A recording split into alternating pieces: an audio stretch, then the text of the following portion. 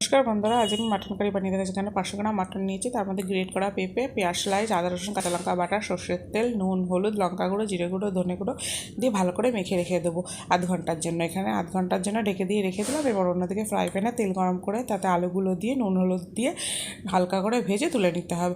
ওই তেলের মধ্যে গোটা গরম মশলা, তেজপাতা ফোড়ন দিয়ে পেঁয়াজের যে স্লাইস করে রেখেছিলাম সেই স্লাইস করে পেঁয়াজ আর কাঁচা লঙ্কা ছিঁড়ে রেখেছিলাম সেইগুলো দিয়ে ভালো করে ভেজে নিতে হবে। এর মধ্যে এবার পেঁয়াজ বাটা, আদা রসুন কাঁচা লঙ্কা বাটা দিয়ে ভালো করে মশলাটাকে কষিয়ে নিতে হবে। এবার টমেটো পেস্ট দিয়ে ভালো করে মশলাটা কষিয়ে নুন হলো, লঙ্কা গুঁড়ো, জিরে গুঁড়ো, ধনে গুঁড়ো দিয়ে আবারও মশলাটাকে ভালো করে কষিয়ে নিতে হবে। এখানে টক দিয়ে সবার একটু চিনি মিশিয়ে ভালো করে ফেটিয়ে কড়াইয়ে দিয়ে আবারও নেড়ে চেড়ে যে ম্যারিনেট করে মাটনটা ছিল সেটাকে দিয়ে দেবো। এবার ভালো করে ঢেকে ঢেকে আধ ঘন্টার জন্য রান্না করে নিতে হবে।